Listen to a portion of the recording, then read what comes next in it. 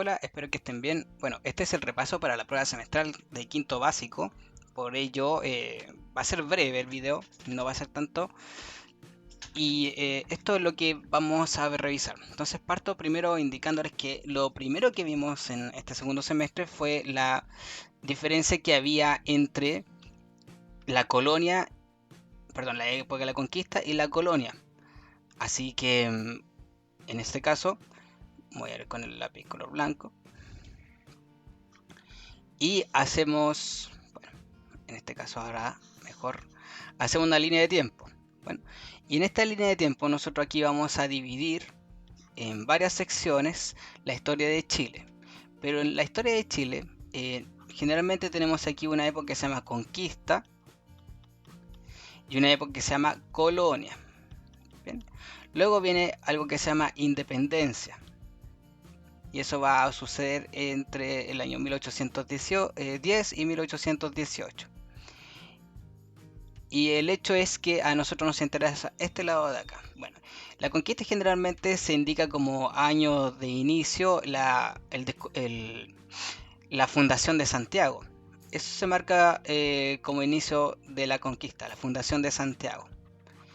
Y por ello, de la ciudad de Santiago. Y por ello se marca en 1541. Ahora, la característica de la conquista es que en el territorio chileno, o sea, bueno, lo que podríamos llamar territorio chileno, la conquista se inicia con la llegada de los españoles. En primer lugar, acá vamos a dibujar un Chile, y en este territorio chileno va a llegar en algún momento esta persona que se llama Pedro de Valdivia. Bien, vino avisado, él sabía que existía un territorio acá que se llama Chile, y aquí va a fundar una ciudad que se va a llamar Santiago.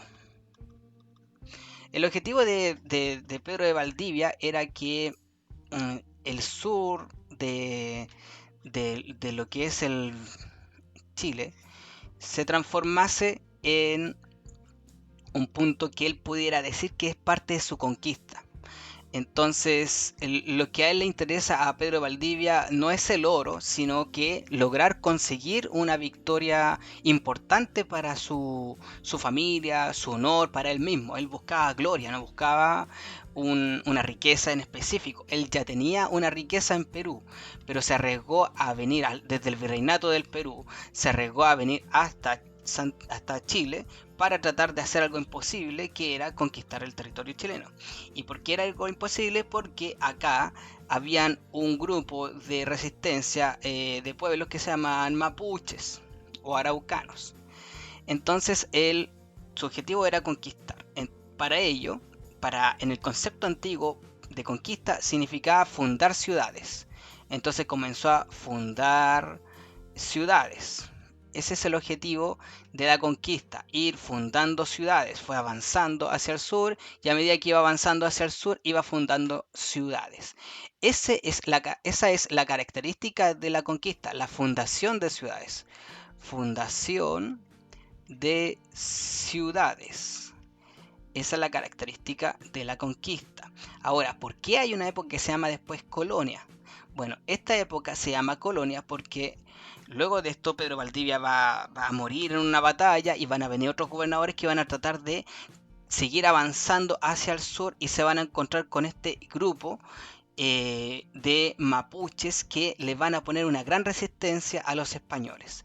Entonces, si nosotros hacemos como una especie de zoom, bien, le hacemos el zoom, vamos a ver que aquí está el territorio al que llegaron los españoles. Aquí está la cordillera de los Andes, bien, aquí está el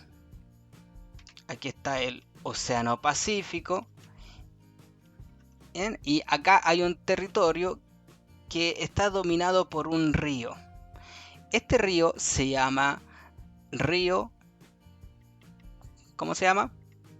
Río Biobío. Y resulta que los españoles, cuando llegaron a este territorio y comenzaron a fundar ciudades, por ejemplo Concepción, fundaron Concepción, luego de eso van a tratar de seguir avanzando hacia el sur y se van a encontrar con los mapuches. Y aquí los mapuches le van a poner una gran resistencia. Esta gran resistencia quiere decir que en vez de conseguir victoria los españoles, en vez de triunfar en las batallas, se encontraron con había una resistencia muy difícil de conseguir victorias, y a veces tenían que retroceder, a veces los españoles lograban vencer y se metían en el territorio mapuche, otras veces eran repelidos, eran masacrados acá, los españoles tenían que volver acá, por acá el río Biobío.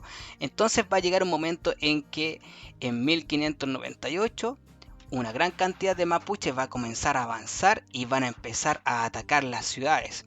Van a destruir todas las ciudades que van a estar aquí en este lado del río Biobío, y luego las ciudades que están acá, e incluso van a venir a atacar Concepción. Y la amenaza de seguir después avanzando hacia el norte. Ese gran ataque mapuche es lo que se llama como desastre de Curalaba. Eso está aquí. En 1598 ocurre lo que se llama desastre, es un desastre para los españoles, pero una gran victoria para los mapuches, de Curalaba. Entonces, ese desastre de Curalaba que ocurre en 1598 va a marcar un cambio de época. ¿Por qué va a ocurrir un cambio de época? Porque aquí tanto mapuches como españoles van a llegar a un acuerdo. ¿Y cuál va a ser ese acuerdo? El acuerdo va a ser el siguiente. Voy a poner aquí, me voy a ir para abajito. El acuerdo va a ser el siguiente. Van aquí a ver los mapuches. Van a estar aquí los españoles. Y van a acordar algo. Van a acordar que entre los mapuches y los españoles va a haber un río. Entonces, este río, que se llama Río Biobío, va a marcar el límite. Río Biobío. Este río que está aquí, que se llama Río Biobío, va a marcar el límite entre el territorio español y el territorio mapuche. Entonces, el acuerdo fue el siguiente: ningún mapuche va a avanzar por encima hacia el norte del río Biobío, ni ningún español va a avanzar hacia el sur del río Biobío. Así se van a quedar. Ahora, eso normalmente no ocurría de esa forma. Generalmente habían aquí, justo en este límite, peleas entre españoles y mapuches, guerras, enfrentamientos, pero ya no había una guerra en sí misma. Ya no había una intención de los españoles de avanzar hacia el sur del río Biobío. Eso hace que la época de la conquista termine, porque ya no quieren seguir avanzando hacia el sur del río Biobío. Se dieron cuenta que era muy difícil vencer a los mapuches, así que establecieron un límite, y por eso ya deja de ser una época de la conquista y se transforma en una época de la colonia. Ahora, ¿cómo se conoce esta situación que está aquí, en la que conviven españoles y mapuches? Bueno, esa situación, esa como convivencia que hay entre españoles y mapuches, se llama vida fronteriza. ¿Por qué se llama vida fronteriza? Porque aquí hay una frontera, y esta frontera es el río Biobío. Aquí está la frontera, el punto divisor entre la zona divisoria entre lo español y lo mapuche. Y aquí van a convivir. En mi época, cuando yo era un niño, a nosotros no nos enseñaban esto como vida fronteriza, sino nos enseñaban esto como una guerra que se llama Guerra de Arauco. Pero los mapuches y los españoles no peleaban todo el tiempo, no era una guerra. Aquí no estaban peleando todo el tiempo. A veces habían guerras, a veces habían batallas, a veces habían enfrentamientos, pero no todo el tiempo era una guerra. Entonces aquí se les decidió cambiar el nombre de Guerra de Arauco por vida fronteriza. ¿Y cuáles son las características de la vida fronteriza? En primer lugar, aquí en la vida fronteriza hay comercio. Los mapuches y españoles comerciaban entre sí. Algunos comerciantes iban para allá, algunos españoles comerciantes iban para este lado, también ocurría lo que se llama evangelización. Evangelización, es decir, algunos sacerdotes atravesaban para acá para tratar de volver católicos a los mapuches, y poca oportunidad de algunos mapuches trataron de convencer de que la naturaleza es más importante y que la religión de ella era buena, pero normalmente eran los españoles los que mandaban, sacerdotes españoles los que iban y cruzaban la frontera. Entonces acá tenemos el comercio y la evangelización.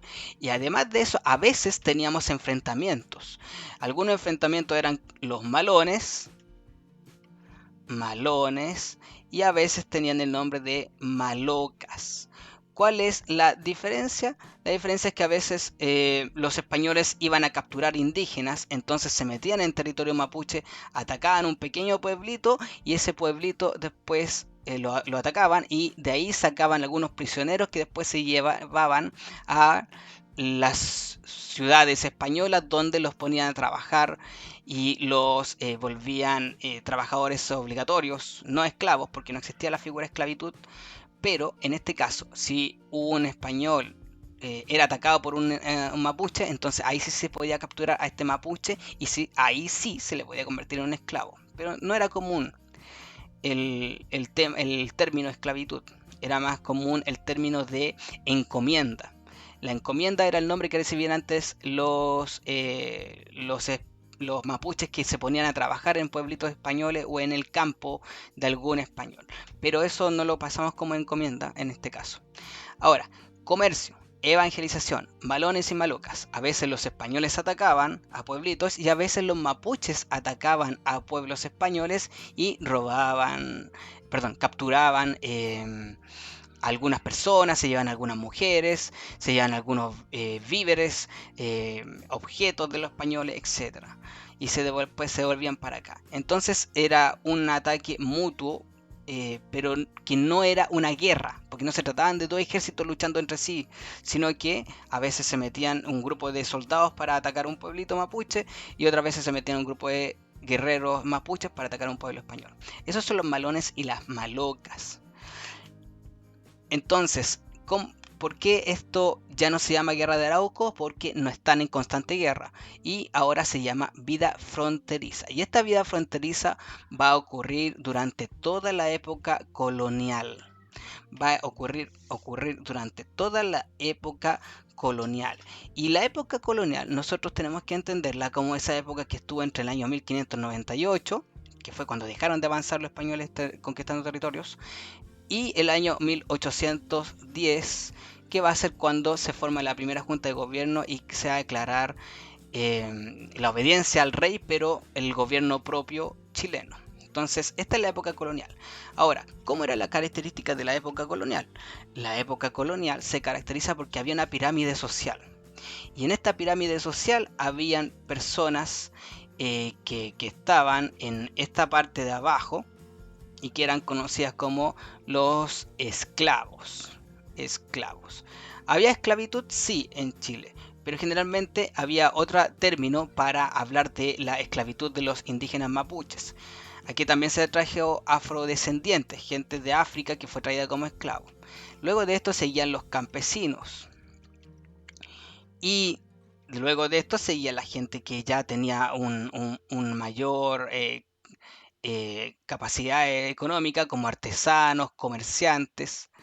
Y luego de eso venían la gente que gobernaba, que eran en este caso gente nobles. Y acá en la parte más alta estaba generalmente el gobernador de Chile. Ahora, esto es la pirámide social, pero dentro de esta pirámide hay que considerar algo, que no es lo mismo un campesino. Hay una diferencia. No es lo mismo un campesino criollo que un peninsular. ¿Cuál es la diferencia? La diferencia es que aquí está la gente que están los esclavos, y acá hay una diferencia entre criollos y peninsulares.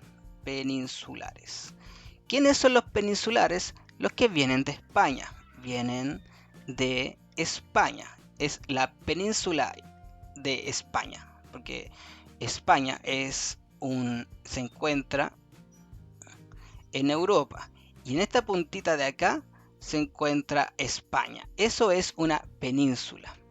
¿Ven? Esta puntita aquí que se mete en el mar, entre el mar Mediterráneo y el océano Pacífico. Ahí esto es una península.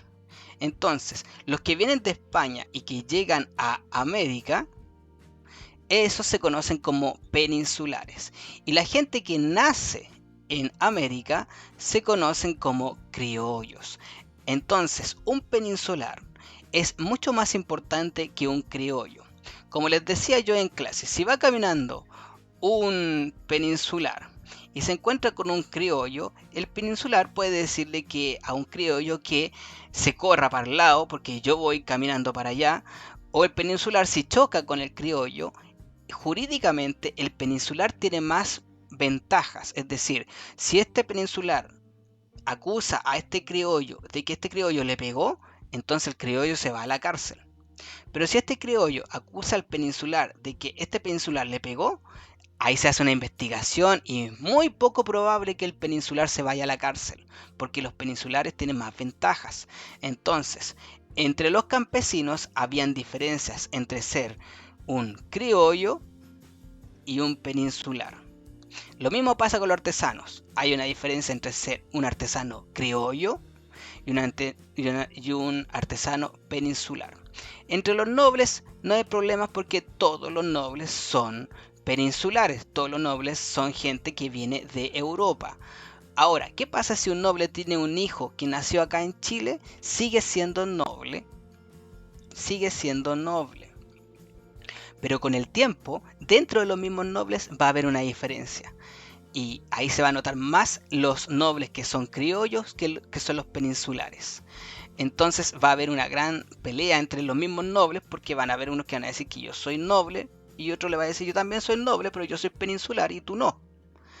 Entonces van a haber grandes diferencias y eso va a ser una característica porque los peninsulares y los criollos van a tener muchos problemas hasta que venga la época de la colonia. Ahora, ¿por qué dijimos gobernador? Porque Chile tenía un gobernador.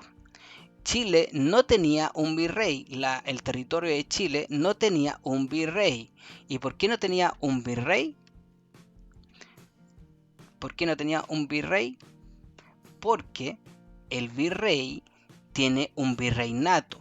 Y el virreinato, para formarse un virreinato, ese territorio que se llama virreinato, tiene que haber paz. En Chile no había paz porque estaban los mapuches. En Chile había guerra y por lo tanto no podía haber un virrey. Tenía que haber un gobernador que se encargara de ganar esa guerra. Y una vez que la guerra fuera ganada, entonces ahí podían poner un virrey. Pero en Chile no se triunfó en esa guerra. Ahora, luego del gobernador venía unas instituciones que se llaman, por ejemplo, la Real Audiencia. Y lo que hace la Real Audiencia es vigilar al gobernador, que se porte bien. El gobernador está en Santiago y la Real Audiencia está en Concepción. Y son ciudades que van a estar generalmente peleándose entre sí. Concepción con Santiago. Santiago con Concepción. Entonces va a haber un tiempo en que va a haber un gobernador, pero la Real Audiencia lo va a estar vigilando en Concepción. Después la Real Audiencia se va a venir acá a Santiago también. Y van a convivir estas dos personas. Luego de la Real Audiencia hay un organismo muy importante que se llama Cabildo. ¿Y qué es el Cabildo? Bueno, es una especie como de junta de vecinos. Es una junta de vecinos de cada ciudad. Por ejemplo, una junta de vecinos de Santiago, una junta de vecinos de Concepción, de Coquimbo, Concepción, Coquimbo o La Serena. Creo que La Serena. No sé si existía Coquimbo en ese entonces. La Serena. La Serena. Bueno, como sea. Habían juntas de vecinos y estas juntas de vecinos eran los cabildos y en los cabildos la diferencia que tenía era que los vecinos votaban por decisiones. Entonces los vecinos votaban para decidir. Y era una característica muy importante porque en la época de la independencia, el cabildo va a tomar la decisión de, por ejemplo, gobernar solo Chile y sin esperar a que el rey dé instrucciones, porque el rey está capturado. Entonces el cabildo tiene mucha importancia en Chile porque toman decisiones locales. No tienen que esperar 8 meses o 9 meses a que una persona decida, perdón, 8 meses o 9 meses a que una autorización llegue desde el rey, sino que el cabildo puede tomar decisiones de ese estilo. Entonces, acá en Chile había una estructura así: gobernador, real audiencia y cabildo. Pero volvamos al principio, al gobernador. El gobernador no estaba solo, al gobernador lo mandaban. ¿Y quién lo mandaba? El virrey. El virrey, y en este caso el virrey del Perú. Ay, me equivoqué. El virrey del Perú. El virrey del Perú era el que mandaba al gobernador de Chile. ¿Ya? El gobernador de Chile gobernaba Chile, pero también tenía que tener cuidado porque lo vigilaba la Real Audiencia, que a veces también gobernaba. Y estos dos también gobernaban a los cabildos, pero los cabildos tenían un grado de independencia, o sea, un grado de autonomía, porque votaban para decidir. Entonces, este era como el ciclo. Y al virrey solamente lo mandaba el rey que estaba en España, el rey de España. Entonces, hay veces en que, no sé, en Santiago aparece una plaga de ratones. ¿Quién va a tomar la decisión de, por ejemplo, ir a salvar todo el trigo que está almacenado? Lo tomaba el cabildo. Pero si el cabildo ya no podía tomar una decisión o la decisión era muy importante, entonces pasaba a la Real Audiencia y al gobernador. Pero si el gobernador veía que esta decisión era muy difícil de tomar, entonces le pedía autorización al virrey. Y el virrey, a su vez, le pedía autorización al rey. O a veces era al revés: el rey daba una orden y esa orden tenía que ser seguida por el virrey, y después el virrey daba esa orden al gobernador y el gobernador daba esa orden al cabildo, y así era, así funcionaba el sistema de la época colonial. Entonces, haciéndolo como resumen, la política colonial era rey, virrey, gobernador, gobernador, real audiencia, audiencia. Habían veces en que la real audiencia tenía más poder que el gobernador, y habían veces en que el gobernador tenía más poder que la real audiencia. Yo lo voy a poner abajito porque normalmente el gobernador tenía más poder que la real audiencia. Y luego de eso venían los cabildos. Cabildos. Ahora, el rey, a su vez, tenía no tomaba todas las decisiones porque no era capaz de conocer todos los datos. El rey no podía saber muchas cosas de América porque él también estaba gobernando otros continentes donde también habían colonias. Entonces para el rey era muy difícil gobernar. Así que a veces ocupaba un grupo de personas que él seleccionaba, que se llamaba, iba a poner que se llamaba Consejo de Indias. Y el Consejo de Indias se encargaba de esos territorios que nosotros conocemos como Indias. Entonces, el Consejo de Indias a veces tomaba las decisiones por parte del rey, pero nunca tomaba las decisiones por sí solo. Siempre pedía la autorización del rey. El rey era el que tenía todo el poder. El consejo solamente ayudaba al rey, orientaba al rey, lo asesoraba, le decía: ¿sabes qué, rey? Mira, en ese grupo ahí el gobernador nos dijo que la situación era así. Entonces el rey dice: ah, ya, qué bueno que me aconsejaste, ahora yo decido esto. Entonces el rey era el que tomaba todas las decisiones y el Consejo de Indias solamente le asesoraba, le ayudaba, pero no tomaba las decisiones el Consejo de Indias, las tomaba el rey. Y luego de eso pasaban al virrey. También hay otro organismo que se llama Casa de Contratación. Y la casa de contratación lo que hace es que se encarga de seleccionar a las personas, seleccionar a los que irán a América, y después organiza el comercio. En un principio, cuando los españoles estaban llegando a América, la casa de contratación se encargaba de primero establecer los acuerdos con los que querían viajar a España, de hacerlos firmar los contratos, etcétera. Entonces se encargaba la casa de contratación. Y luego de eso comenzaron a dirigir de a poquito el comercio. Obviamente pidiéndole permiso al rey, pidiéndole autorizaciones. Pero ya el rey a veces tomaba las decisiones, a veces les decía, no, ustedes decidan, casa de contratación, etcétera. Entonces es el rey el que tiene todo el poder, pero tenemos estos organismos que ayudan. A veces el virrey le pedía ayuda al Consejo de Indias y el Consejo de Indias le pedía autorización al virrey para darle un consejo, para ayudar al virrey, etcétera. O lo mismo pasaba con los gobernadores que se comunicaban con el virrey para que el virrey se comunicara con la casa de contratación, etc. Entonces, esta es la política colonial en esa época. Ahora, haciendo un repaso de todo esto, vemos aquí que nos encontramos con una época de la conquista en la que los españoles comienzan a avanzar hacia el sur fundando ciudades y se encuentran aquí con los mapuches que detienen este avance y en un momento van a atacar los mapuches, van a lograr conquistar algunas ciudades españolas y se va a llegar a un acuerdo. Ese acuerdo es el que establece que el río Biobío es la frontera y esa época, esta interacción, esta situación que se presenta aquí entre el territorio español y el territorio mapuche en la zona del río Biobío se conoce como vida fronteriza. Y la vida fronteriza se caracteriza porque hay comercio, porque hay evangelización, porque están los malones y malocas y también porque está enmarcada dentro de la época colonial. Y la época colonial, como nosotros vemos, hay algunas características que hay que ver. Por ejemplo, cómo es la organización social, cómo era socialmente y sobre todo esta diferencia que hay entre peninsulares y criollos. Y por otro lado, la organización política. La organización política que nosotros tenemos aquí abajo, que es todo enmarcado con el rey. El rey decide todo, pero en América va a tener a una persona que se va a llamar virrey y ese virrey se va a encargar de tomar algunas decisiones en América, pero no todas, porque todas las decisiones van a tener que pasar siempre por parte del rey. Ahora, hay que considerar algo, volviendo un poquito a esto. Esta era la situación del rey. Y tenemos acá al virrey que manda una región de América en nombre del rey. Y además tenemos al gobernador.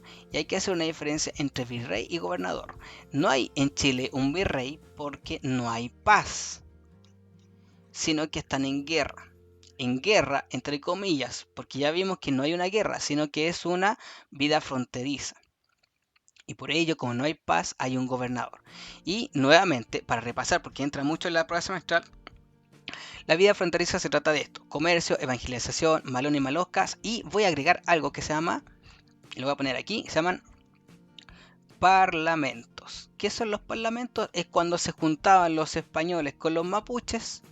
Los españoles con los mapuches se juntaban en un lugar para discutir qué iba a pasar, si iba a haber una guerra después, si se van a poner, iban a acordar unos años de paz, o iban a acordar un verano de paz y otro de guerra, o si iban a ponerse a hablar de que, no sé, en un malón capturaron a un líder y quieren pagar el precio para que lo liberen.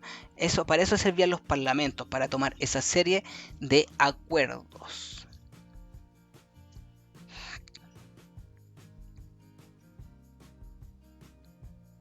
Entonces aquí vemos ya la situación. Ahora, vámonos a un tema muy importante que es el de la evangelización. Vámonos a la evangelización. ¿Por qué nos vamos a ir a la evangelización? Porque aquí nosotros tenemos que hablar de un organismo que se llama la Iglesia Católica. Iglesia Católica. Ahora, ¿cuál es la característica de la Iglesia Católica? La característica de la Iglesia Católica es que la Iglesia Católica está dirigida por alguien que se desconoció como el Papa. Papa. ¿Bien? ¿Qué significa padre? Solamente que el acento no está en la última sílaba, sino que está en la primera. No es papá, sino papa. Entonces, esta Iglesia Católica, que es dirigida por el Papa, Esta se caracteriza porque está ubicada en una ciudad que se llama Roma. Esta ciudad que se llama Roma está en Italia. En Italia. ¿Bien? Ahí vive el Papa. Y el Papa manda sobre los católicos. Católicos. Entonces, todos los católicos tienen que hacerle caso a lo que diga el Papa. Los católicos le hacen caso al Papa. Pero ¿qué pasa si yo soy evangélico? En ese caso yo no soy un católico, soy un evangélico, así que no necesariamente tengo que hacerle caso a lo que diga el Papa. Soy evangélico y por lo tanto no le hago caso a lo que diga el Papa. No es mi obligación hacerle caso a lo que diga el Papa. En cambio, los católicos sí le hacen caso a lo que diga el Papa. Sí le tienen que hacer caso en todo lo que diga el Papa. Y por lo tanto, nosotros aquí nos encontramos con que lo que hace la evangelización es convertir, y aquí voy a poner aquí abajito, ¿qué es la evangelización? La evangelización es convertir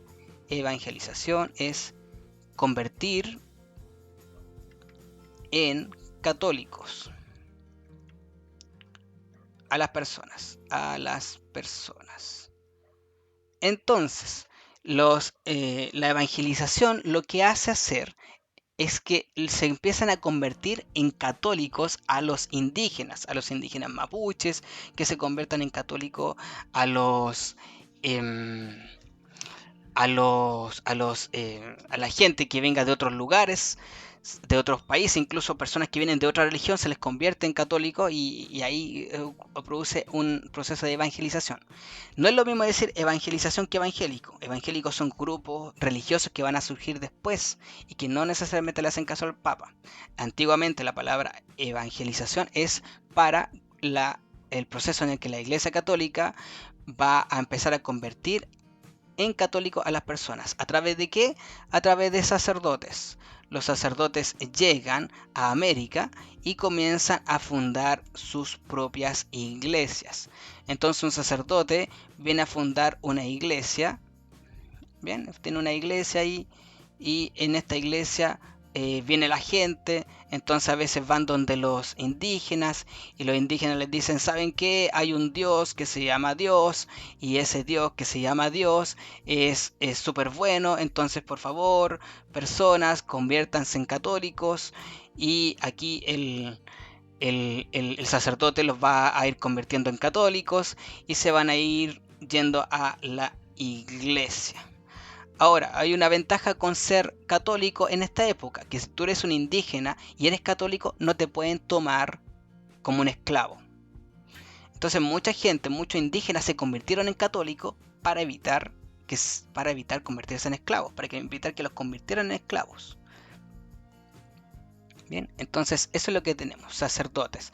Ahora, los sacerdotes no siempre venían con las mismas ideas. Hay sacerdotes que venían de diferentes órdenes religiosas.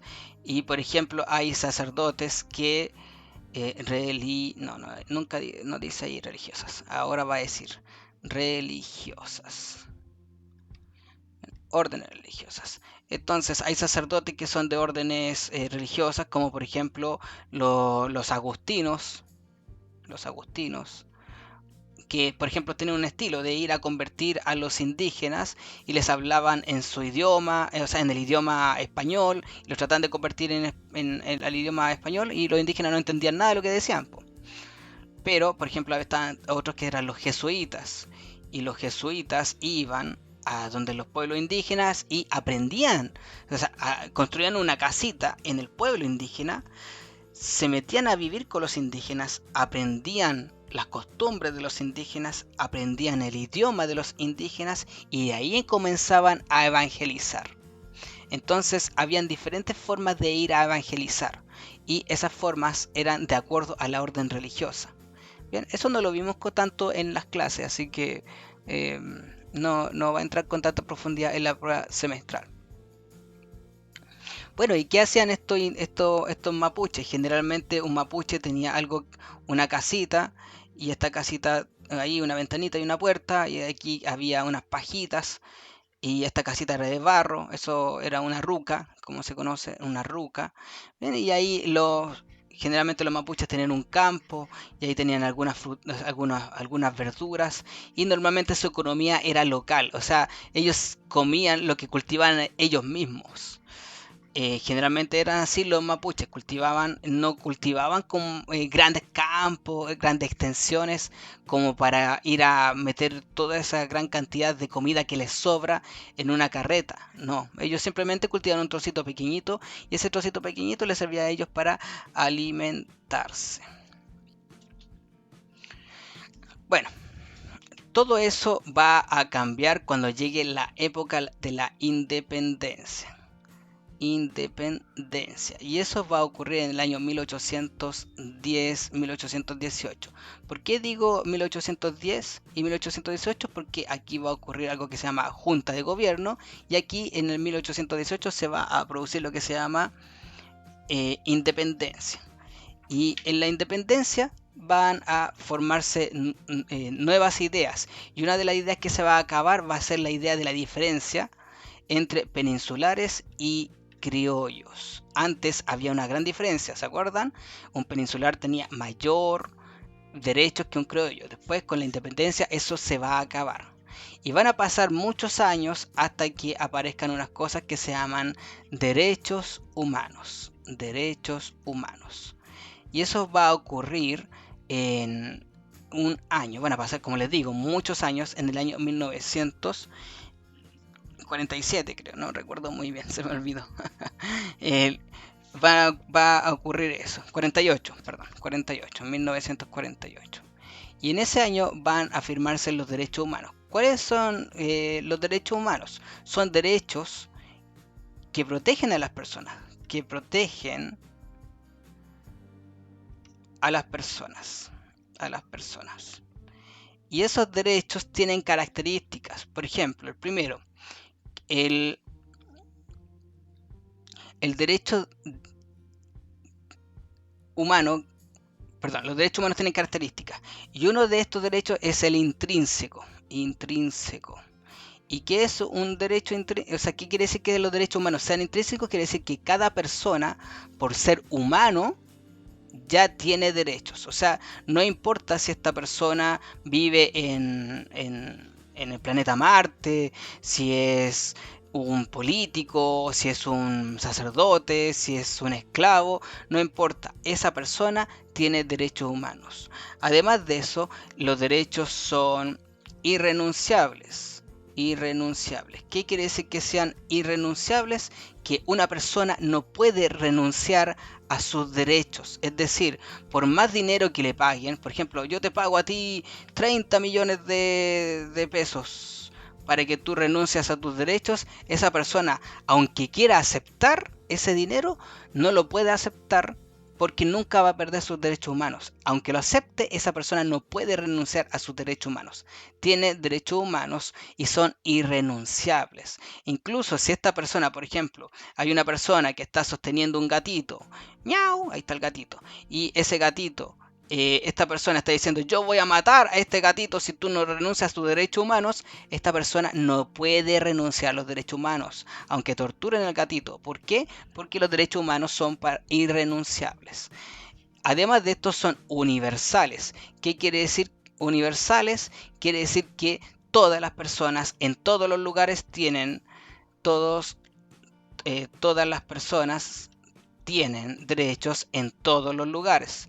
En todos los lugares. Entonces, donde se encuentren en el planeta Marte, en el final del sistema solar, en otra dimensión, aún así, ustedes tienen derechos humanos. Incluso esa persona que está atacando a ese gatito, incluso esa persona también tiene derechos humanos, porque él es humano. En este caso, por ejemplo, Goku, que no es humano, no tiene derechos humanos, pero siempre y cuando sean humanos, entonces tienen los derechos humanos. Intrínsecos, irrenunciables, universales y también son inalienables.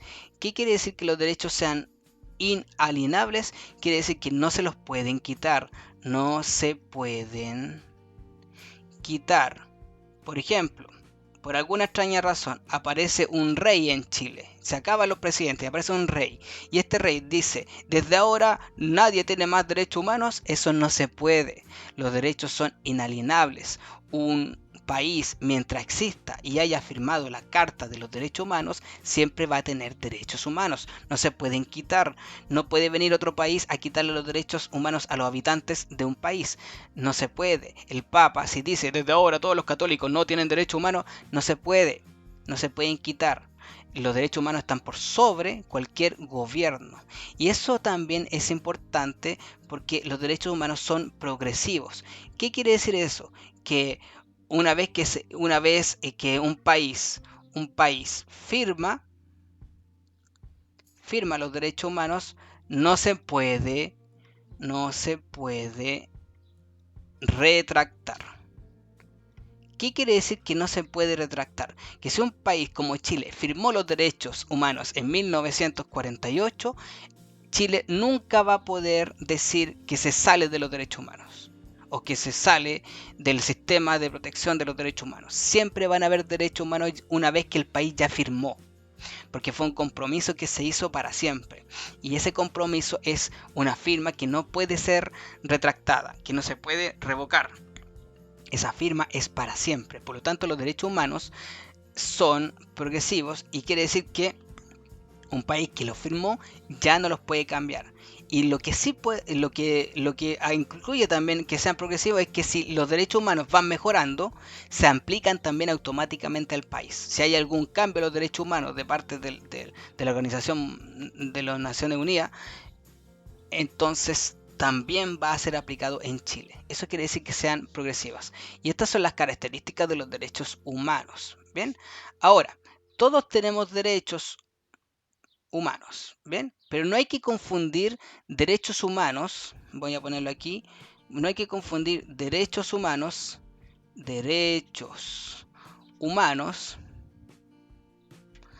no es lo mismo que ciudadanía. Cuando una persona nace, por ejemplo, una persona verde nace en Chile. Cuando una persona verde nace en Chile, esta persona se transforma en un habitante. ¿Bien? Y si esta persona es humano, entonces tiene derechos humanos. ¿Bien? Humanos. Cuando esta persona ya sea mayor de 18 años, va a ser un habitante ciudadano, más derechos humanos. Entonces, esta persona, ahora que es ciudadano, puede ejercer la ciudadanía. ¿Y qué es la ciudadanía? Poder, por ejemplo, votar, por ejemplo, postularse como alcalde, como presidente. ¿Bien? Eso significa ser ciudadano, tener estas capacidades tan importantes como votar o postularse a ser alcalde. Entonces, por ejemplo, si esta persona verde, que es mayor de 18 años y por lo tanto es ciudadano, ¿qué pasa si esta persona empieza a torturar un gatito? ¿Ya? Empieza a torturar el gatito, ¡miau! Y empieza a hacerlo sufrir. Entonces esta persona va a ser condenada. ¿Bien? Va a ser condenada.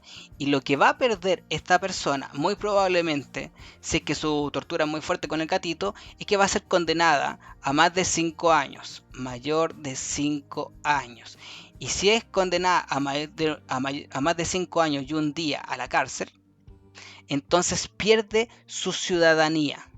Pierde la ciudadanía. Eso quiere decir que pierde la capacidad de postularse a alcalde o presidente y a votar. No deja de tener derechos humanos. Esta persona que torturó también tiene derechos humanos y sigue siendo habitante, pero pierde la ciudadanía. Ahora, yo les quiero agregar otra cosa. Derecho humano no es lo mismo que ciudadanía y tampoco es lo mismo que nacionalidad. Un habitante que nace en Chile, una persona que nace en Chile es un habitante y además de eso es una persona chilena. ¿Ven? Ahora, ¿ustedes son ciudadanos? Ustedes que están en quinto básico no son ciudadanos, son habitantes, tienen derechos humanos y son chilenos si es que nacieron en Chile o si es que llevan más de 5 años en Chile. Bien, y ustedes siempre van a ser habitantes de Chile, a menos que se cambien de país, y van a tener derechos humanos. Y cuando tengan 18 años, van a tener además el derecho a votar. Si cometen un delito, entonces lo que van a perder va a ser un delito grave, va a perder su ciudadanía, pero no van a dejar de ser habitantes, no van a dejar de tener derechos humanos y no van a dejar de ser chilenos o chilenas. ¿Ven? Entonces, ustedes deben tener en claro esto. Concepto: ciudadanía, nacionalidad y derechos humanos. No son lo mismo, son tres cosas diferentes, pero hay que considerar que estas son las características de la información que nosotros hemos pasado en clases para que no se vayan a confundir. También existen los derechos del niño. Dentro de los derechos humanos también existen los derechos del niño, y esos derechos del niño los van a tener mientras sean niños en el país en el que estén, es decir, hasta que cumplan 18 años. Desde que nacieron hasta que tienen 18 años van a tener los derechos del niño. Luego de eso van a estar protegidos, van a seguir siendo protegidos por los derechos humanos, pero también van a tener las ventajas de ser ciudadanos. Esos son los principales aspectos que vamos a ver en la prueba semestral. Así que les sugiero que estudien, tomen sus apuntes, entiendan las diferencias principales de la época de la colonia. ¿Ven? Y lo que estamos viendo acá, como breve repaso, repasen los conceptos de, por ejemplo, qué diferencia hay entre la conquista de la colonia, la la vida fronteriza, qué son los parlamentos, qué es el comercio, qué es la evangelización. Y aquí pueden ver lo que es la evangelización, los sacerdotes, los mapuches, cómo era la economía de los mapuches. Acuérdense también que los mapuches no creían en Dios. Antes de creer en Dios, algunos mapuches, antes de que algunos mapuches se evangelizaran, eran politeístas. ¿Qué quiere decir que sean politeístas? Que creían en muchos, sí, los llego a escuchar ahora aquí desde acá, muchos dioses. Creían en muchos dioses antes de ser evangelizados, porque cuando ya son evangelizados creen en un solo Dios, que es el Dios que tienen los católicos. Bueno, eso es principalmente el repaso. Espero que les haya servido, que se encuentren muy bien. Adiós.